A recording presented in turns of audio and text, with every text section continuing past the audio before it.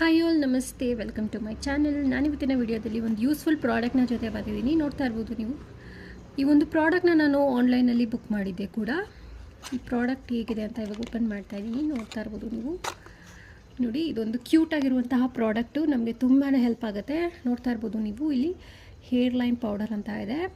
In case ನೀವು ಯಾವುದಾದ್ರೂ ಫಂಕ್ಷನಿಗೆ ಹೋಗಬೇಕಾದ್ರೆ ಹೇರ್ ಕಲರಿಂಗ್ ಮಾಡ್ಕೊಂಡಿಲ್ಲ ಅನ್ನೋದಾದರೆ ಈ ಒಂದು ಪ್ರಾಡಕ್ಟ್ ನಿಮಗೆ ತುಂಬಾ ಹೆಲ್ಪ್ ಆಗುತ್ತೆ.